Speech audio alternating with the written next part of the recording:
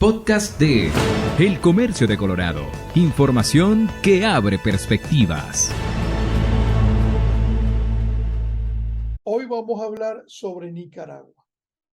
Acabamos de ver unas tibias declaraciones del Papa Francisco, quien debía haber condenado lo que está ocurriendo en el país centroamericano en ataques a la iglesia. Pero no vimos eso.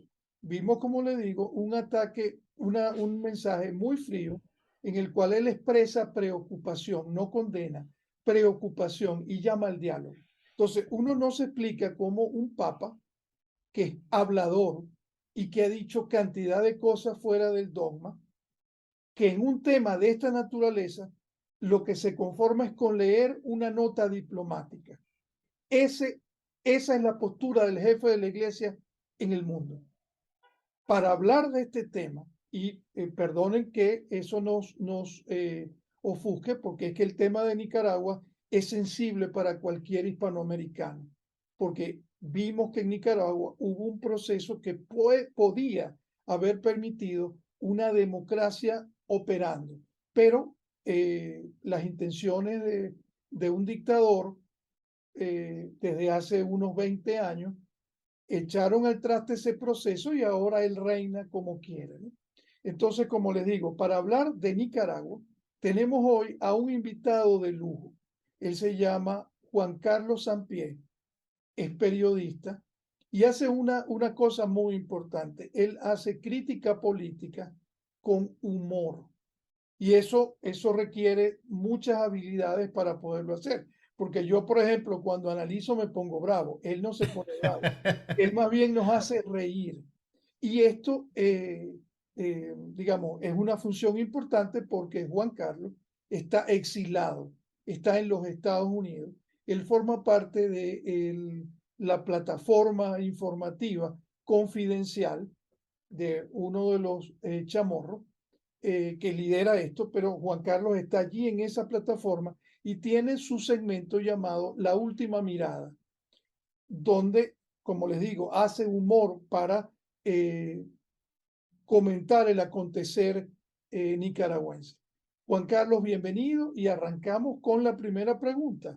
Muchas gracias, Jesús. ¿Cómo está viendo la situación que ya, digamos, desencadenó hace unas horas en Nicaragua con la detención del obispo Rolando Álvarez? Mira, yo creo que la escalada represiva en contra de la Iglesia Católica abre un nuevo capítulo, creo yo, en la situación de Nicaragua. Pues yo creo que el régimen ya está, como decimos nosotros, está volando las trancas. Pues usualmente ellos habían sido relativamente cuidadosos en ese sentido, aunque ya se veían señales de que iban a cruzar esa raya. Por ejemplo, la salida del nuncio apostólico de Nicaragua fue una cosa bien intempestiva y bien extraña. Pero también desde el 2018 pues se dio la salida de Monseñor Silvio Báez, que también fue, digamos, como un parteaguas, y ahora pues tenemos, creo que son casi Porque 10 sacerdotes. Báez está exilado en Miami. Sí, sí, está en el sur de los Estados Unidos, en la Florida. Ahora, tú En- decías que además, aparte de exilado Báez, Rolando Mira, Álvarez, ahorita tenemos ¿qué más, qué otros integrantes o miembros de la iglesia o prelados de la iglesia están encarcelados? mira, hay tres sacerdotes que están, bueno, dos que están con juicio abierto. Uno de ellos por agresiones, supuestamente, otro por supuesto acoso sexual, y un tercer sacerdote, el párroco de Mulucucú, que fue detenido y que aún no se ha dado ninguna justificación. Y además, al lado de Álvarez se detuvo a 7 personas, entre seminaristas, sacerdotes y creo que un camarógrafo que trabajaba con la curia de Matagalpa. Entonces, realmente esta es una escalada dramática en las hostilidades del régimen hacia la Iglesia Católica. Ahora, fíjate que lo que tú acabas de decir, en este caso, el obispo Álvarez está confinado en arresto domiciliario. Las otras 7 personas están en la cárcel del Chipote. Eso es lo último que se supo realmente, pues con esta gente nunca sabes exactamente. Mira, sobre Monseñor Álvarez, yo creo que es importante destacar que esta situación es irregular desde el principio, ¿verdad? La policía emitió un comunicado en el que hablan de que él está en resguardo domiciliar, que es una cosa que legalmente no existe.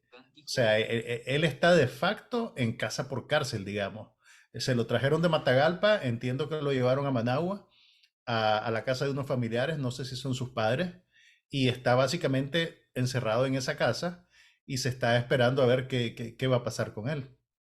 Ahora, pongamos una cosa en contexto, porque antes de pasar a las otras acciones de la dictadura de los Ortega, eh, hay que precisar una cosa. Nicaragua fue un país que de alguna manera recibió la visita de un papa disgustado, que fue el Papa Juan Pablo II.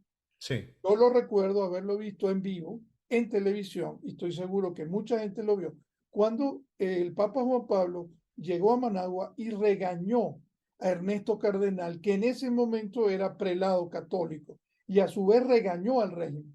Entonces, ¿qué significa que hay esa tradición en la cual la Iglesia Católica fija posturas claras de tener esta posición tan tibia, tan complaciente y tan cómplice del Papa Francisco con la dictadura de los Ortega? ¿Cómo entendemos eso?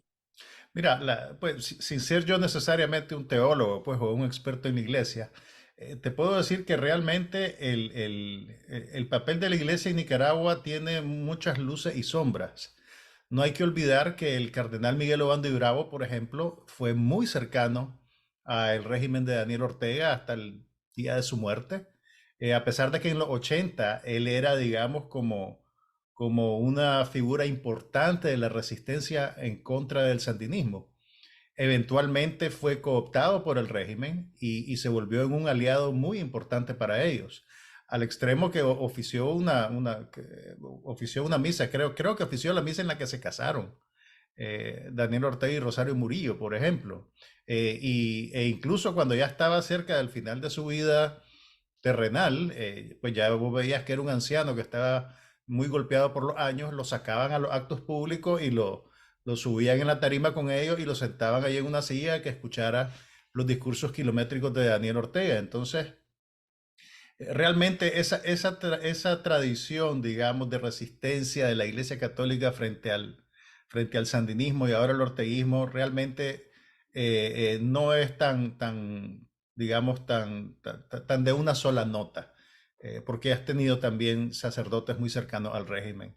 El obispo actual de León, Monseñor Sándigo, por ejemplo, la semana pasada, mientras Monseñor Álvarez estaba asediado en la curia de Matagalpa, él asistió a la inauguración de un paseo peatonal al lado de la Catedral de León y tenía la bandera del Frente Sandinista en la tarima, pues, donde él estaba presidiendo junto con el alcalde. Entonces, sí, pues, o sea, te lo digo para poner en perspectiva que esa historia reciente, digamos. Ahora, sobre las declaraciones del Papa, yo creo que sí, pues, a ver, Nicaragua es un país muy católico y la gente mira hacia la Iglesia Católica como un referente. Si bien formalmente es un estado laico, realmente la Iglesia es un poder, es un poder importante y es un referente en opinión. Y desde que estas cosas empezaron a pasar, desde el 2018, yo creo que los católicos e incluso todos los nicaragüenses, pues que aceptamos que la iglesia es un factor importante culturalmente en el país, esperábamos más beligerancia de parte del Papa. Ahora, en este contexto, yo creo que es desafortunado, por ejemplo, que diga cosas como que se quiere buscar convivencia pacífica. ¿Cómo va a tener convivencia pacífica con un régimen que presidió sobre el asesinato de por lo menos 300 ciudadanos y que además tiene actualmente a por lo menos 190 presos políticos en condiciones infrahumanas en una cárcel? Pues yo creo que eso rebasa cualquier consideración de convivencia pacífica. Y me resulta más congruente tomando en cuenta que tenés a altos altas autoridades de la Iglesia Católica en una situación de eminente peligro. Pues tenés dos sacerdotes criminalizados a los que se les están aplicando figuras de crímenes comunes. Sin embargo, el Poder Judicial de Nicaragua no es, no tiene ninguna confianza, no hay ningún, no tiene valor, o sea, no puedes confiar en un cargo criminal que el sistema judicial de Nicaragua le aplica a una persona. Y aparte de eso, tenés ahora la situación de Monseñor Álvarez y de más sacerdotes y seminaristas que fueron detenidos con él, que están en la indefensión completa. Están formalmente ahorita, Monseñor Álvarez está desaparecido porque no hay ningún atisbo de legalidad en las comunicaciones que ha presentado la policía, no se le ha acusado formalmente de nada, es una situación eminentemente irregular. Entonces, por lo menos para mí, en efecto, yo creo que las palabras del Papa se quedaron cortas para la situación que enfrentamos. Claro, vimos en uno de los reportes que tú tienes de Confidencial la información de que fue visitado por el arzobispo, el cardenal, no recuerdo cuál es el apellido, Leopoldo Brenes. ok, Leopoldo Brenes, y comentó que lo había visto muy deteriorado de salud. Ojalá que el cardenal informe al menos dónde está, ¿no? Porque también se habla de un proceso muy, digamos, diplomático, buscando acciones tras bambalinas. El problema de todo esto es que cuando no hay una postura frontal en esta parte por el lado del Papa, da mucho que pensar, y por eso yo no tengo duda y lo puedo reiterar. Para mí, en este momento, al día de hoy, Francisco es cómplice, prácticamente colaborador de Ortega. No me queda otra conclusión al ver esto, al ver los términos y al ver esa tibieza para afrontar un tema como este. Ahora, el tema de la iglesia forma parte, digamos, de un camino que ha venido andando la dictadura de Ortega desde el 2007. Pero recientemente se ha visto que ha arreciado ataques con la iglesia, con las organizaciones no gubernamentales, con el sector empresarial. ¿Qué puede explicar? ¿Cuál es el momento de la dictadura? Es que él ya entiende que los actores internacionales no le van a mandar un dron, que no le van a mandar ejército y que él es libre para hacer y configurar el régimen como él quiere. ¿Cuál es el momento que está viviendo el régimen Ortega para que él pueda actuar con total impunidad, atacando y encarcelando y haciendo cualquier cosa sin ningún tipo de castigo? Mira, yo creo que estamos viviendo tiempos muy convulsos a nivel global. En esa dinámica, la situación de Nicaragua pasa a segundo, tercer plano, y eso le da al dictador carta blanca para hacer lo que quiera dentro del país.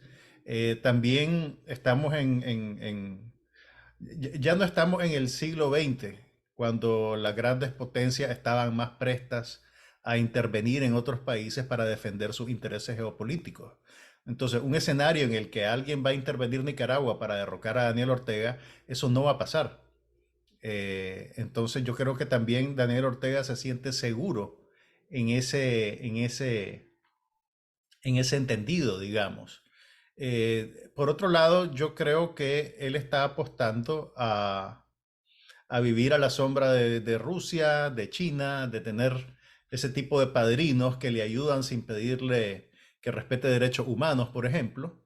Entonces no tiene nada que perder frente a frente a la comunidad internacional, digamos, que está preocupada por la democracia y por los derechos humanos. Entonces, si ya no tiene ni siquiera que guardar las apariencias, entonces ahora lo que está haciendo es básicamente fortaleciendo su control y su poder sobre todos los actores sociales del país de cara a proteger a su régimen ante un eventual traspaso de poder. Daniel Ortega ya es un adulto mayor, como decimos en mi país, y eventualmente, aunque no quiera, va a tener que pasarle la rienda a alguien, que podrá ser su esposa, podrá ser uno de sus hijos, pero yo creo que debe tener algún sentido de apremio en crear las condiciones para que en ese traspaso no se resquebraje, digamos, el control que tiene su familia sobre el gobierno de Nicaragua. ¿Qué sientes tú cuando ves que en la región hay de alguna manera también complacencia y Ortega, a pesar de ser un férreo dictador y tener una dictadura primitiva, recibe dinero, recibe apoyo internacional? A mí me parece alarmante.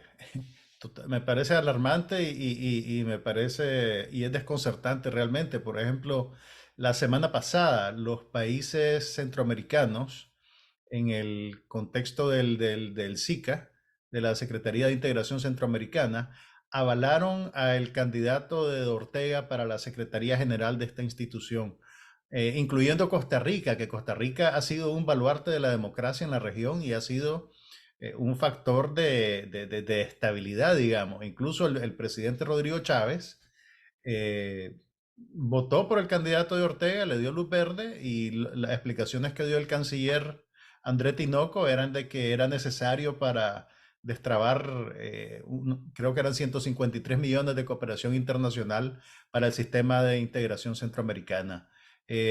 Ahí lo que vos ves, digamos, es esa política eminentemente práctica, digamos, entre comillas, basada en consideraciones económicas, que básicamente sacrifica los derechos humanos y la democracia en el nombre de la economía. A mí me parece alarmante que Costa Rica, pues que el gobierno actual de Costa Rica haya tomado esa vereda.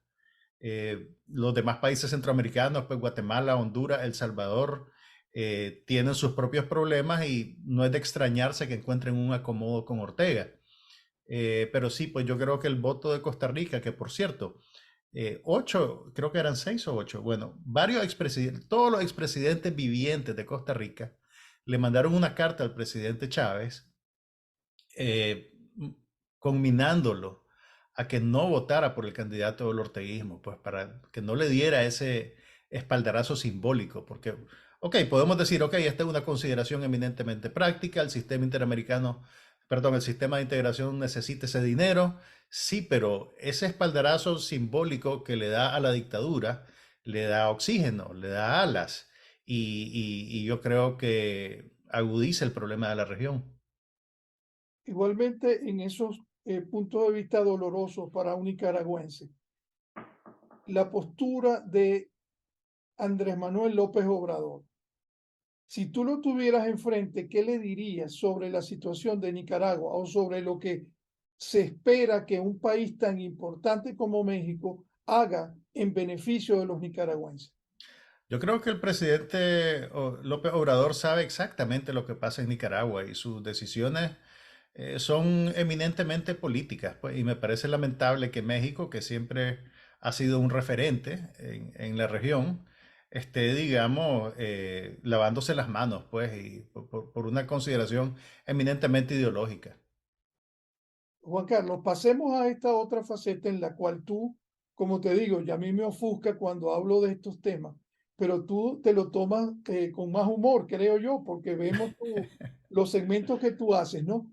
Yo, ¿Cómo, yo, cómo tú puedes cambiar cómo tú puedes cambiar el canal y no, digamos, criticar, pero haciéndolo de manera que nos haga reír? Por ejemplo, ¿cómo comentaste tú en el programa de hoy estos arrestos de Monseñor Álvarez? mira, bueno, primero te aclaro que yo también me enojo. Yo vivo en un estado constante de furia. Lo que pasa es que he aprendido a traducir mi furia en humor, pues digamos, con mucho esfuerzo. Pero, a ver, ¿qué te puedo decir? Lo que pasa es que Daniel Ortega, Rosario Murillo y su camarilla son criminales de lesa humanidad, pero también son personajes eminentemente ridículos. Si no fueran culpables de tanta muerte, de tanta desolación, serían básicamente personajes en un sainete. Entonces, lo que yo tengo que hacer en mi día a día, digamos, al producir este segmento, es básicamente remarcar las cualidades más estrambóticas que tienen y no quiero decir separarlas porque todo va junto, pues, pero ponerlas en perspectiva. Un fenómeno extraño en Nicaragua es que ellos han cooptado básicamente todos los medios de comunicación. Son dueños de casi todos los canales de televisión, por ejemplo. Los canales que no están bajo el control directo de ellos están de alguna manera silenciados, bajo amenazas de que los saquen del aire. Son dueños de las radios más populares, han cerrado todos los medios impresos en el país. Entonces han impuesto un discurso monolítico y digamos que son como los personajes más dominantes de la cultura popular, por así decirlo. Si vos vas a Managua ahorita, vas a ver rótulos de carreteras donde están las caras de ellos por todos lados. Rosario Murillo habla todos los días en cadena de radio y televisión el tiempo que ella quiera. Ella puede hablar media hora, 40 minutos, 10 minutos, diciendo puro disparate. O sea, hace como un inventario de todas las cosas que está haciendo el gobierno y de paso tira sus mensajes cifrados y sus cosas. Son realmente personajes estrambóticos. O sea, si alguien escribiera una novela y te dijera lo que pasa en Nicaragua día a día, vos no lo creerías. O sea, es una cosa que rebasa los límites de la ficción. Ahora, cuando tú estabas allá, que hacías este segmento, cuéntanos alguna anécdota, ¿te perseguían? ¿Qué te llegaron a hacer? Porque supongo que personajes como este tienen un ego gigantesco, ¿no? Y para ellos el que puedan ridiculizarlo es una gran ofensa, ¿no?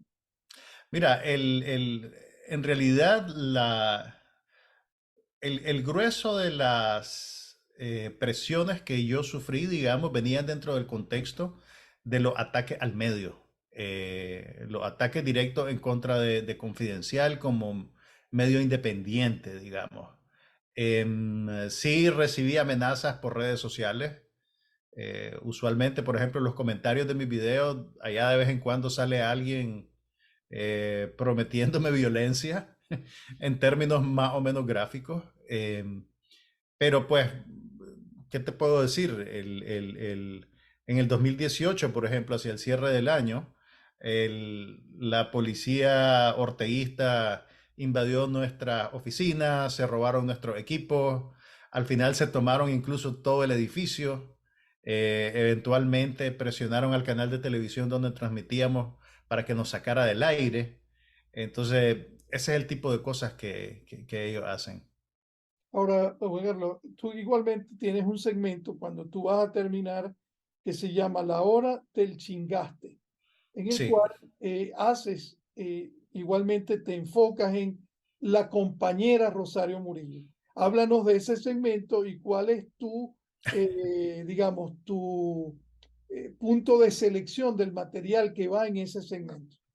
Mira, ese segmento nació después de que yo noté que cada vez que Daniel Ortega hacía una aparición pública, que conste, cada vez son más poco frecuentes, Daniel Ortega sale a hacer un acto público tal vez cada 3 semanas o una vez al mes, digamos, pero cada vez que él lo hacía, después de que el acto terminaba, que vos crees que ya todo el mundo se va a ir a su casa tranquilo, aparecía Rosario Murillo hablándole a las cámaras, aparte del escenario, digamos. Entonces, eso conecta con un dicho nica. En Nicaragua, el chingaste es como el resabio de una bebida que queda en el fondo del vaso y también se usa para identificar a la gente que no se termina de ir de una fiesta. Si en Nicaragua te dicen que vos sos chingaste de fiesta, quiere decir que ya la fiesta se acabó, los anfitriones se quieren ir a dormir, pero vos estás ahí todavía instalado. Entonces le apliqué eso a Rosario Murillo porque básicamente eso es lo que ella hace en las apariciones públicas de Daniel Ortega. Ella tiene que aparecer. Ella tiene que dar la última palabra. El solo hecho que haga eso, por ejemplo, es una muestra de una conducta ridícula, pues, ¿me entiendes? De insegura, de necesidad de figurar, de necesidad de recordarle a todo el mundo que ella tiene poder, que ella está ahí, que ella también dice. Entonces yo me agarré de eso para hacer como un segmento de la última mirada. Entonces, cada vez que Daniel Ortega sale, pues yo veo qué es lo que ella dice y trato de refutar o de burlarme de las cosas que ella dice o de ponerlas en perspectiva, porque eso es algo que no existe en Nicaragua. Esta gente, desde que volvió al poder, nunca ha dado una entrevista ni una conferencia de prensa. O sea, no hay un momento en el que vos tengas a un periodista totalmente independiente que vaya donde Daniel Ortega o Rosario Murillo y le pregunte, ¿por qué dice usted esto? ¿Por qué pasó esto? ¿Cuál es su comentario sobre esto? Simplemente son lo que en Nicaragua decimos es un pone micrófono. Le ponen el micrófono enfrente y ella dice lo que quiere, o él dice lo que quiere. Entonces, esta es una manera, si quieres, un poco artificial de cuestionarlo directamente, de hacer preguntas, de poner cosas en perspectiva. Y como te decía, consideramos que es una labor importante la que hace Confidencial y lo que haces tú, porque de alguna manera, si no hay apoyo internacional, si no hay la posibilidad de una oposición interna eficiente, lo único que queda es este periodismo alternativo que tú haces y esa crítica, porque alguien lo escuchará o al menos quedó dicho, Sí, si es que nadie más lo dice, ¿no? Ahora, voy al final, Juan Carlos, que te decía un poco eso de la salida. Si tú pudieras soñar, cerrar los ojos en este momento y describir cuál es la salida ideal que tú verías a esta situación. Porque uno eh, compara, yo soy venezolano y veo que la situación de Venezuela, que tiene mucho parecido en ese crecimiento del totalitarismo que hay en Nicaragua, ya ocurrió en Venezuela, pero es que ya había ocurrido en Cuba y en Cuba ujú. hay más de 60 años de un régimen dominante. O sea que aquí puede ser que este Laureano Ortega pudiera llegar a ser el Tachito Somoza que no fue. Es decir, que tenga la posibilidad la familia Ortega de permanecer en el poder mucho tiempo. Pero si tú como creativo pudieras soñar una salida hoy, ¿cómo ves la salida? ¿Qué sería lo ideal para tu país? Mira, pues primero yo creo que lo ideal es una salida que no sea violenta. Debería de ser una salida negociada, pero una salida en la cual haya justicia. Que haya justicia, que haya reparación. Puede ser que haya perdón, pero no va a haber olvido. En Nicaragua se tiene que acabar la impunidad. Empecemos por ahí, ¿verdad? Segundo, yo creo que es impredecible lo que va a suceder cuando Daniel Ortega muera.